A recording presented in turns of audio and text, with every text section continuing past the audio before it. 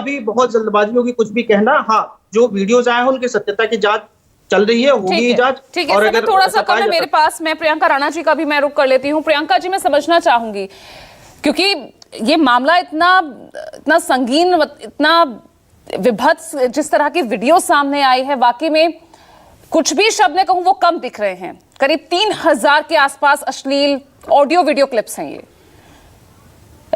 बतौर सामाजिक कार्यकर्ता, महिला से जुड़े तमाम मुद्दे आप उठाती रहती हैं, किस तरह से देख रहा है?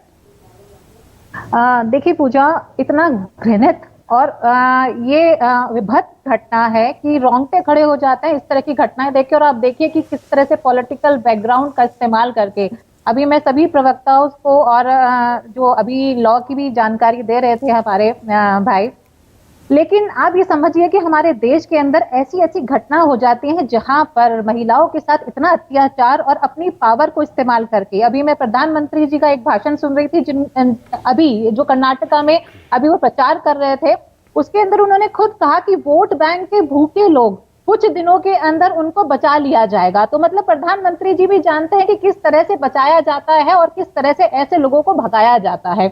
और उसके बावजूद जब उनके ही पार्टी के वर्कर्स लगातार रिटर्न में उनको लेटर लिख रहे थे, उसके बाद भी पार्टी ऐसे लोगों को टिकट दे देती है, तो इसमें आप क्या समझा जाए और क्या कहा जाए? क्योंकि इस तरह के लोग ही जो पहले से पॉलिटिकल इतने स्ट्रांग होते हैं, वो अपनी पावर का इस्तेमाल करके महिलाओं का शोषण करते हैं, उसके बाद देश छोड़ करके भाग जाते हैं। लेकिन हमारी चाहे राज्य सरकार हो चाहे केंद्र सरकार हो, दोनों हाथ पे हाथ रख करके बैठे रहती है, चाहे वो कोई ऐसे में सामाजिक संगठन हो, महिला आयोग हो, उनकी भूमिका क्या रह जाती है? हमने कई मामलों में आपको बहुत एक्टिव भी देखा है। संदेश खाली का मामला भी हाल में देखिए, टीम पूरी पहुंच गई थी वहां पर।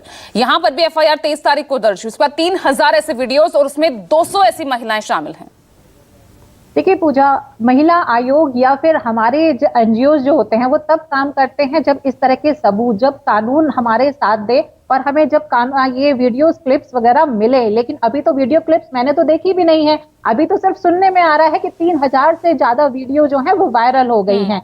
और ये सिर्फ हमें मीडिया के थ्रू और किस तरह से जानकारी, अभी सिर्फ एक महिला सामने आई है जो उनके यहाँ पर काम करती थी। उन्होंने हिम्मत दिखा करके उन्होंने भी ये कहा है कि भाई मैंने इतनी सारी वीडियोस को देखा और सुना, तब जाकर के मेरे अंदर हिम्मत आई है और मैंने कंप्लेन की है। तो आप सोचिए कि जब महिलाएं सामने ही नहीं आती हैं, कंप्लेन ही नहीं होती, आधे से ज्यादा केस तो ऐसे होते हैं जो पहले ही रफा दफा कर दिए जाते हैं। और आप सोचिए, जिसकी इतनी बड़ी पॉलिटिकल पावर हो, वो आदमी खुद ऐसे वीडियोस बना रहा था। आप सोचिए उसकी मानसिक विकृतता का लिमिट, कि किस तरह से वो महिलाओं को आप दबा रहा था कि अगर तुमने इस तरह की बातें की तो मैं आपको वायरल कर दूंगा, आपको समाज के अंदर अपमानित करूंगा। किस तरह से उनको डराया धमका करके वो चुप करा रहा था। तो ऐसे लोगों के ऊपर काम करना NGOs के लिए तब तक पॉसिबल नहीं होता जब तक सरकार और प्रशासन हमारा साथ ना दे। बिल्कुल, यानी आपके भी हाथ कहीं ना कहीं बंधे हुए हैं। संजय राणा, समय कम है, 10 से 20 सेकंड आपको दे रही हूं, उसके बाद ऋतु चौधरी। बोले संजय राणा। देखिए, मैं बार बार ये बोल रहा हूं कि जांच का विषय है। देखिए, आपके गृह मंत्री का वीडियो कैसे डॉक्टर्ड किया हुआ, ऐसे डॉक्टर्ड वीडियो है कि नहीं मैंने ज्यादा 2876 वीडियोस टोटल आए हुए हैं। और जिस तरह से ये वितरण हुआ है उस पर एक प्रश्न चिन्ह उठता है। हम कहते हैं कोई भी अपराधी हो उसको छोड़ा नहीं जाना चाहिए, बख्शा नहीं जाना चाहिए। लेकिन जब तक संगीन अपराधों में हम कहते हैं छोटा से छोटा अपराध हो, बड़ा सा अपराध, अपराधी है मेरे नजर में, उसको छोड़ा नहीं जाना चाहिए। लेकिन ये देखना चाहिए कि जांच का विषय है, इस तरह की डॉक्टर्ड वीडियो तो नहीं है। अभी 14 सीटों पर मतदान बाकी है कर्नाटक में, और सारी आपकी प्रभाव वाली सीटें मोटिवेटेड तो नहीं है। और दूसरी चीज है कि ये प्रश्न चिन्ह भाई सरकार पे भी उठता है कि आप उसको भाई जाने कैसे दे रहे हो? LOC आपने क्यों नहीं, LOC क्यों नहीं ऋतु चौधरी भेजा लोगों को? देखिए पूजा, ये पूरा मामला जो है अभी पूरी तरह से पूरे देश में फैला हुआ है। लेकिन आप देखेंगे कि अभी तक भी जो है रेखा शर्मा जी का कोई किसी तरह का कोई एक्शन या कोई बयान नहीं आता है।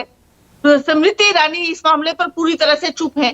तो ये चुप्पियां जो है ये सवाल खड़ा करती है कि क्या वाकई ठीक है। तो यहाँ पर सीधा सीधा राजनीतिकरण ही हमें होता हुआ इस मामले में दिख रहा है। राजनीतिक दलों की बात कर ले तो आरोप प्रत्यारोप यहाँ पर जो है उठते हुए नजर आ रहे हैं, लेकिन